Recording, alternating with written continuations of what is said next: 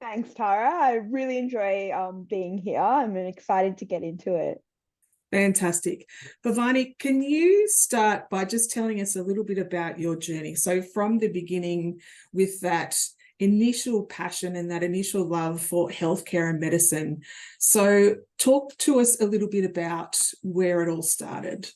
Yeah, absolutely. I think I fall into, at least at my university, the majority category of, high school leavers that somehow found themselves in paramedicine and into this new kind of little field on the side of healthcare that no one quite knows what they do, how you get into it, or, what it is. So yeah, I've always been interested in, healthcare as a profession and medicine as just a field of study. Did all of the sciences in high school, did all I could to immerse myself into that world. Because I think as the cliche goes, I love helping people and kind of being able to see that tangible effect that you have on someone else's life. Um, and don't want to look too deeply into yourself, let's go help other people out there. So that's kind of where my story begins. A lot of the first question people ask me is, oh, did you have a family background in healthcare? Did you have parents that were also in it? Is that kind of how you got into it? And the honest answer is no. I think I was immensely lucky to grow up with very kind and considerate parents that showed basic human decency and showed a lot of interest in volunteering and giving back to the community in ways that they could, but it was never pushed upon me to enter the field of health or medicine or anything like that. And so I'm the youngest of three. I have an older sister and an older brother, and just by the way it was, we all trotted our way into healthcare, but all in our own unique ways, which I think really shows how it was something that truly, I guess, called to us. So my older sister is an occupational therapist. So we've got that, out of hospital, but potentially post hospital care. My brother is studying to be a nurse, an RN. So we've got that hospital care. And then there's me, the youngest, who has ended up in pre-hospital care. So call it fate, whatever it is, we've all managed to get ourselves into similar but not quite similar fields. And we talk about it quite often about how, although there is some overlap, each of us can't see each other doing each other's jobs. And I think that goes to show how expansive health is and how it's not just being a doctor. It's not just like one career fits all. There is so much nuance in health and so many little things that we can pick out. And so for me, paramedicine, why I journeyed down that way was because I found something so unique about it that didn't fit into a hospital setting or a private practice setting. It was something that, challenges you every day. You see new places, new people. Not every day is going to be the same. And a lot of it is about thinking on your feet, thinking about, what's best for this singular person. Might have gone to 5 chest pains in a day, but this chest pain isn't the same as the last one I went to. Mm, And that's something so fascinating to me about how, it's not just a textbook. It's not just mm. what we're told to treat something a certain way. There's just so much more involved in it. And I just love every aspect of that. Yeah. That's interesting that you say that because that definition, when you talk about it, it's like, chest pain, you can have 5 in one day and they all present differently. And that's exactly why I chose to be a paramedic as well. And the same thing about, you go into work and, you go out and you meet different people and every day is different. That's exactly why I became a paramedic as well. So it's funny how, we're all drawn, for the same reasons, aren't we? Yeah. It's fantastic. And so you came into paramedicine, and where did you study paramedicine? What university did you go to? I went to Charles Sturt University, the Port Macquarie campus. Oh, lovely. Yeah, Nice up yeah, there. yeah. Yeah, and talk to me a little bit about your university experience. Yeah, absolutely. So obviously New South Wales, we're quite limited in our choice of what universities offer this as a degree. Mm-hmm. And honestly, at first I didn't know it was a degree to begin with. Mm-hmm. So I was born and raised in Sydney, grew up in Sydney. So in Sydney, you've got ACU, Western Sydney, UTAS, probably forgetting more, but those are kind of the main ones. And then you've got CSU that has regional campuses. Yeah. So my first choice was, what uni am I going to go to? And of CSU, they've got a Bathurst campus and a Port Macquarie. So my first choice was, let's move out of home, let's grow up a little bit, and let's choose the beach. So why that's what not? took me to Port Macquarie. And Port Macquarie is quite a new campus relative to essentially all of the other campuses. And as a small, still growing campus, it was primarily catered towards paramedicine and nursing. So almost all of our facilities, or the ones that were built first, included the paramedic sim rooms and the sim ambulances and all of your health science labs and things like that. So right off the bat, kind of setting myself in an environment that was really, really supportive of, you know, the journey that I was taking.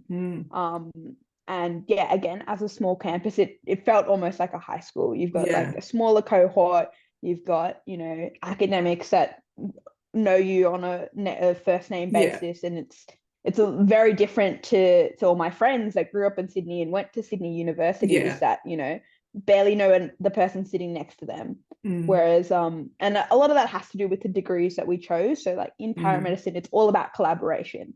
So whether you mean to or not, you're gonna know and you're gonna work with the people that you studied with. And do you think now that you're a paramedic, it's interesting, I'll just get your point of view on this now. Do you think that becomes an advantage for when you actually go out and work on road, because it becomes quite similar to the dynamic of when you're working with someone on road? Absolutely. Like it's so important early on to foster the fact that you're going to be working with different people, and you can't just work with your friends. It's not that sort of environment. And you know, when you're in the real world, you're on a job and you call back up, you don't know who's going to come. And you need to almost show that blind trust that, you know, no matter who's coming, I need to work with this. So and a lot of that in turn like builds your leadership skills in you know, negotiation, collaboration and delegation, you know. So uni was a huge part of that, and I like it's certainly the best way I feel to kind of structure that learning is so looking back, and any advice to any students that might be listening now is that, you know, when you are in that environment and you're working with other students, you know, take advantage of that as much as you can, really. Absolutely. Yeah. And I think it's the fact that don't be afraid to work with other people. Like you can get comfortable working with like, oh, I know my friend, she has these strengths, or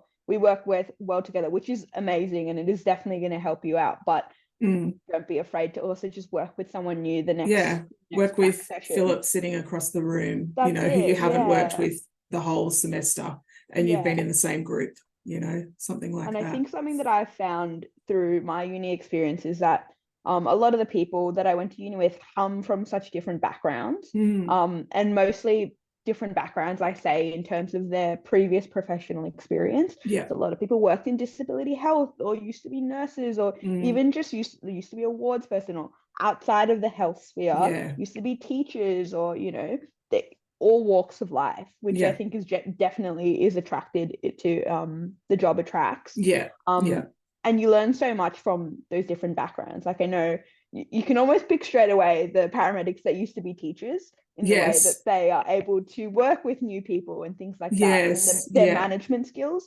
So it's those soft skills that you're also taking from other people, and not just like their knowledge as a clinician, which obviously invaluable, but there's just there's so much more you can take from. It's true. And then but what you do find is that, you know, they may need help in other areas, so they might need you to help them in maybe trying to get better at being quicker at doing coached or something like that. So everybody always has strengths in different areas.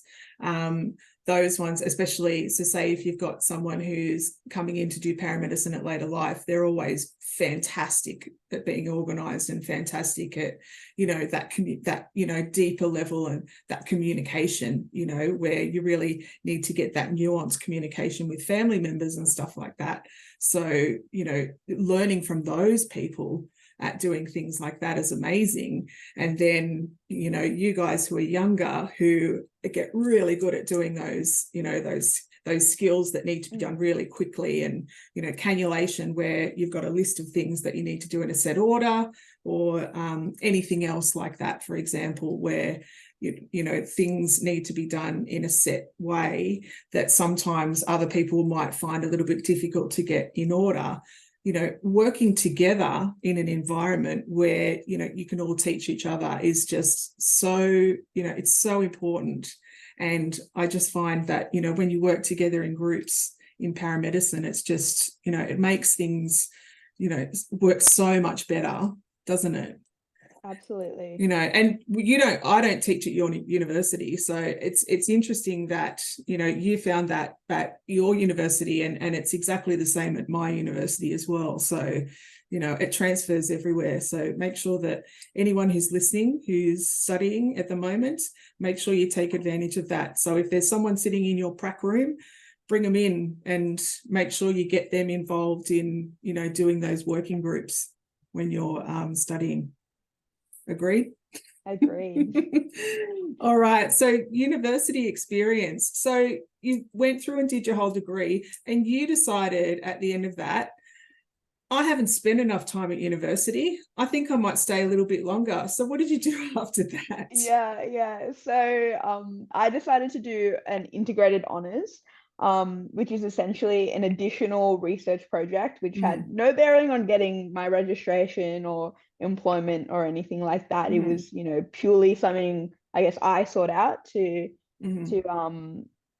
learn more. I think that's so this is the something that you way. can do at any university, isn't it? So can Yeah. you explain to any of the people who are watching today what is an integrated honours, and what you have to do as part of that, just so that they can understand that process, because they might be interested in doing something like that as part of their degree? Absolutely. So there's two options, or at least at my university there was two options for integrated or to do an add-on year. So an honours project or an honours degree, I guess you could say, is that additional research project with additional units that you do to complete this unit. You have a research team that follows you to do a project of your choosing, or a subject matter that is in line with your supervisor's kind of area of study.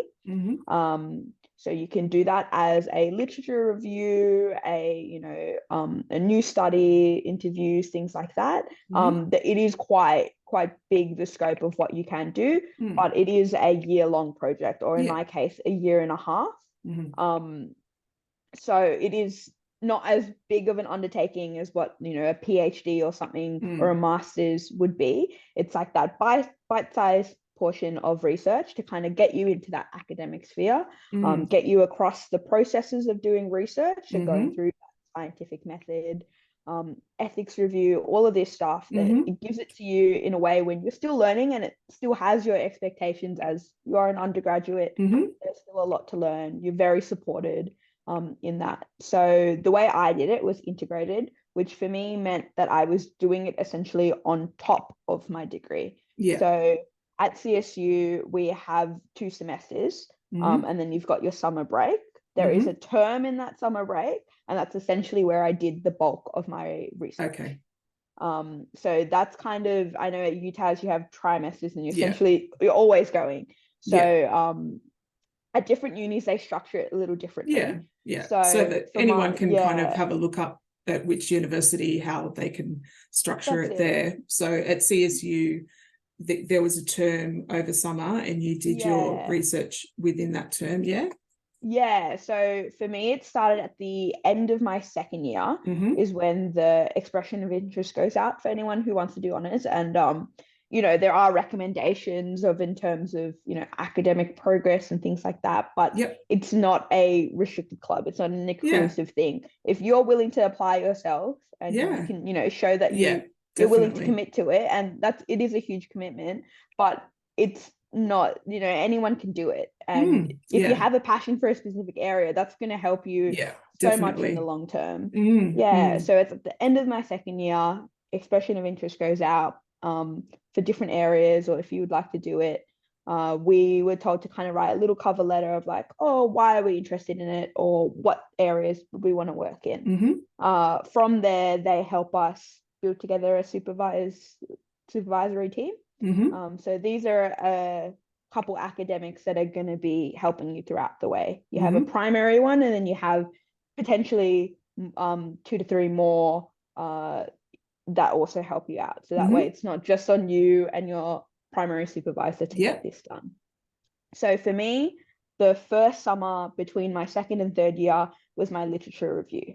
So that's the first stage of your honours project, and that's a sort of mini project to make you understand what's already out there in the field that you're studying. And you get help, like you get help.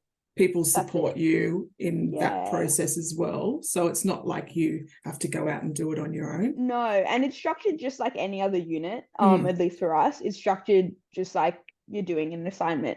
So it's the same way you'll get little tutorials, you'll get little reminders and things like that. That way it doesn't feel like it's just you doing it on your own. It, feels like any other unit. Yeah. Oh, good. Yes. And then after that, you did your research project. Yeah, so then it all gets real. Yes. So talk to me about your research project, because it's really interesting, Pavani. Yeah, so I decided to do paramedics' experience of everyday racism in Australia. It's a lot of big key terms thrown in that, but essentially it's the focus is on the actual paramedics' experience. We talk a lot about discrimination against our patients and things like that, but this is about us. Let's take a moment to think about ourselves for once. And so it was about do we experience racism as a paramedic?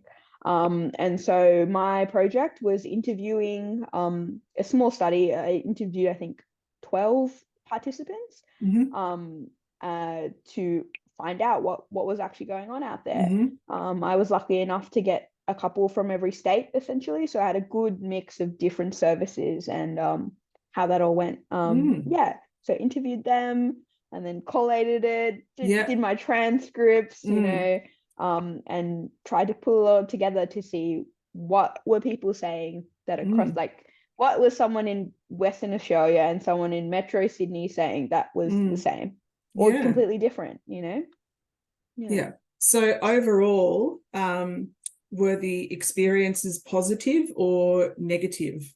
I suppose that's a really broad question, and I don't know if you can kind of answer it like that. But I guess it's hard when we're primarily looking at negative experiences. Yeah, that's true. But I think there's a lot in there that we can take away from for sure.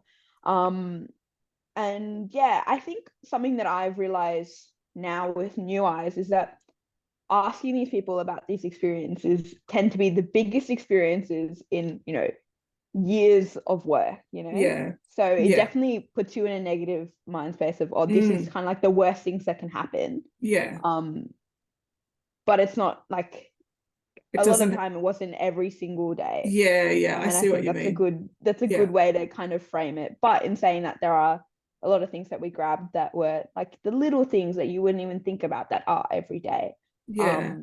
So what would be some examples of some kind of like little everyday things? So I think I would say just kind of little comments that aren't necessarily negative or offensive, but are essentially a consistent reminder that you are different.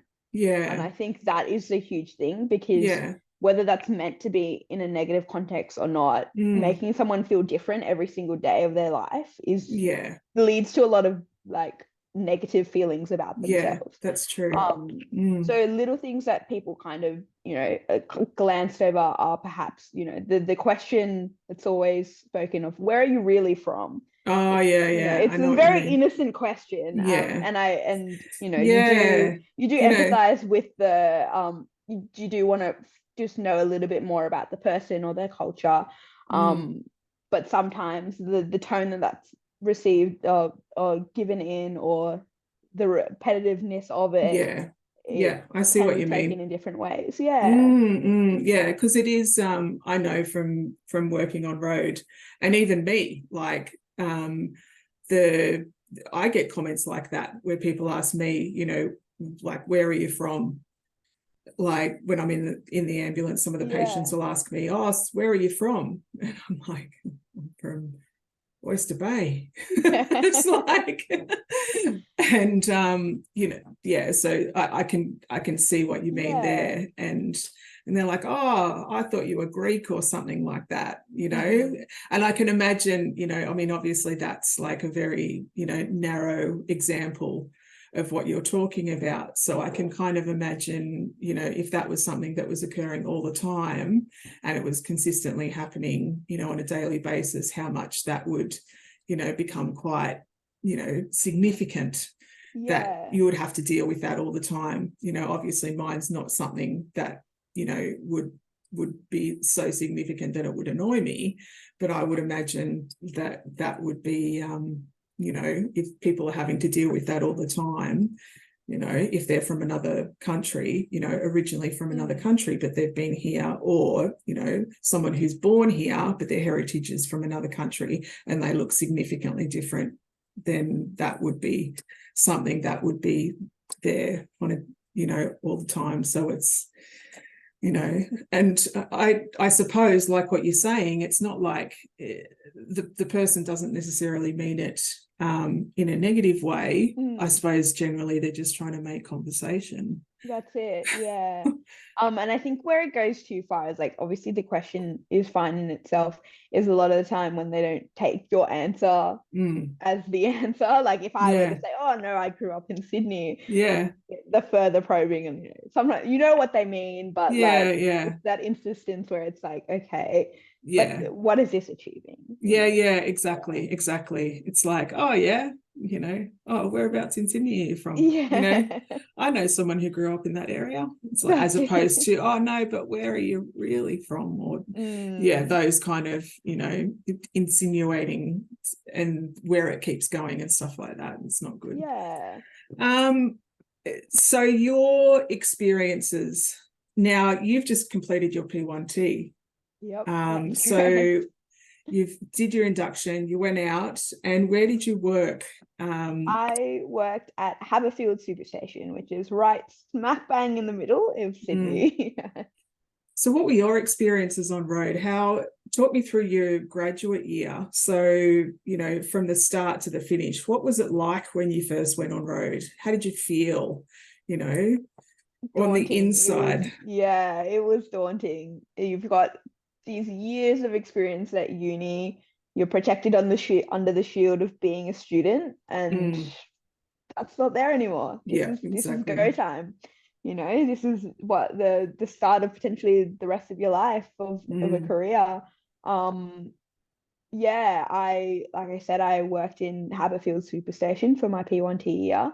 So I was at a busy station in the middle of Sydney, and I think for better and for worse, that was amazing. It chucked me right in the deep end of, you know, eight jobs a day, you know, no breaks, figure it out as you go. But I think, at least personally, I love that aspect of it. And, you know, people are so used to seeing these new trainees come out. I, for the most part, just felt supported by that. And did you find that you were supported well, like, you know, during that process? So I think I can say that I was definitely very lucky in who I worked with. And I think that's good. You know, at the end of the day, for 9 weeks, you're probably going to be stuck with one person. And that person, especially in your first 3 rosters, truly makes the clinician that you become. You know, you pick up good habits, you pick up bad habits, maybe a bit lazy, a bit, you know, really just on top of things. So I can say with certainty that I really took away from the people that I work with and can speak highly about all of them. Oh, that's great. And I know that's definitely a privilege to be able to say, because so I went to Haberfield, and there was 3 others alongside me from my induction group that went there. So I think it's really good to, you know, we obviously talk to each other to compare our own experiences, because we were doing it all at the same time. And, there were some that had quite negative experiences with the people that they worked with, Yeah. to the point where they were swapping almost every shift so that they could work with Wow. someone different. And that's a drastically different experience to Yeah. what I had, but Mm. it's quite common all the same. And I think you find the longer you're on road, that just it happens with everyone.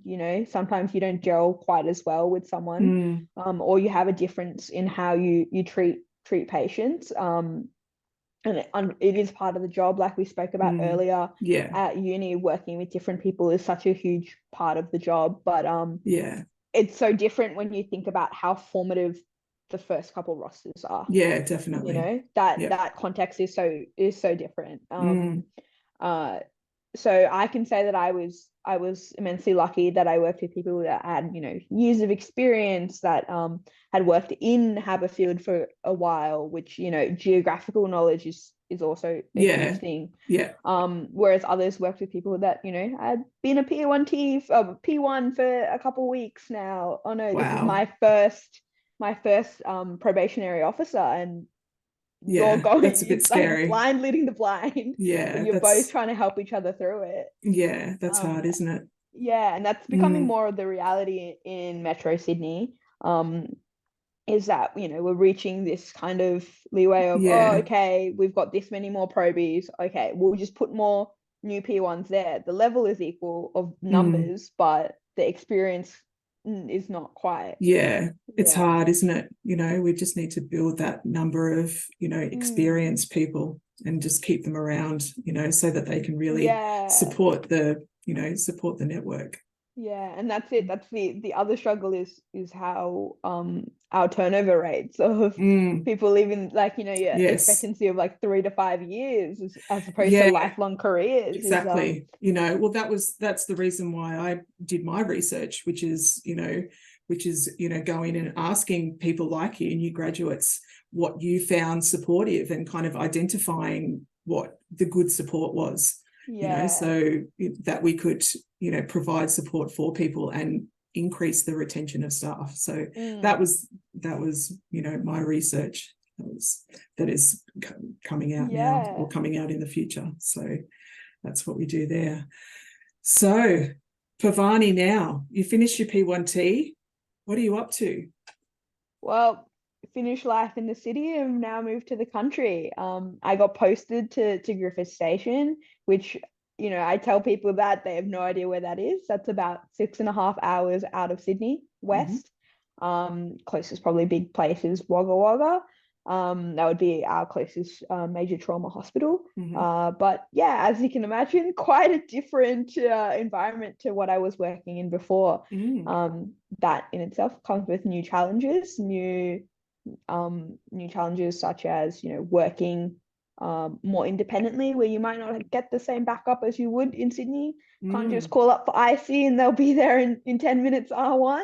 Mm. um yeah, working with obviously a new set of people, getting to know a new area, driving a lot more. Mm. Jobs can be 45 minutes out of town, then an hour back to a hospital, and then, got a 2 hour transfer to Wagga at 3 a.m. Like, it has its own new challenges. And I've only been out here for a couple blocks now, but I'm still getting used to it, and I'm Mm. excited for the challenge. I'm excited for all the That's new so things that are great. I'm coming. excited for you. Yeah. Sounds great. So what's the length of employment of people out there? So have they been in the job longer? Are they junior people? What's it Yeah. like on station? Is it 24-hour Yeah. station, yeah? Yep, correct. It's a 24-hour station. We have an afternoon line, which is, a luxury out here for sure. Woohoo! Uh, but yeah, we've got a bit of a mix. I would say there is quite a high turnover here as well. A Mm. lot of people get posted here as their P1 station, but, their lives, their home is on the coast or in Sydney or somewhere else. So there's quite a large turnover of people just trying to get back to places. But we've got, so the person that I'm working with currently has been in Griffith for 23 years. Oh, wow. So yeah, and I can, lucked out on getting the person with so much experience. Yeah. Um, and then there's others that have been here, a couple months, a year to 2 years. I think other than that outlier, it's probably be like a 3-year kind of Mhm. turnover. But yeah, so I moved out here with another fresh P1. We were in the same induction class. Yeah. Both got posted out here. I've partnered with someone with 23 years of experience. She's partnered with someone who's just as new as her. Oh, wow. So, you've got, It's all right. So both they're hanging ends. in there. Yeah, that's it. That's it. So what's the plans for Pavani? So you're gonna hang in there and stay at Yeah. Griffith? Yeah, I'm Just enjoy the excited to experience. yeah, I'm excited to really soak it all in. I want that broad range of experience and the different experiences regional paramedicine has to offer. Mm. I'm finding myself with a lot more downtime at station, which is, a novelty to me. Just So I maybe think see if there's any research, more education you might yeah, want to be that's it. doing, That's you it. know? I think that's definitely in the cards for me. Knowledge is power, you know? Yeah, and like we've talked about, like the new set of eyes you have after getting that Mm, experience, shapes the things that you want to learn about. yeah, exactly. Yeah. That's so great. I'm so happy for you. Sounds like everything's going really well for you, and that's just like if you could pick a country spot and look, after all of the years that I've worked on road, I never ended up going out and working country, and I actually really wish that I had. So you're living my dream that I wish I had when I'd finished my induction or my level 1 training. So I'm going to be watching you closely and staying in contact to see how everything goes, because I really am eager to find out and hear about all your exciting stories out there in Griffith. Thank you so much, Pavani, for joining us today. It's been a wonderful chat and great to hear all of your exciting adventures over the last couple of years. I appreciate it. Thank you so much for having me. Thank you.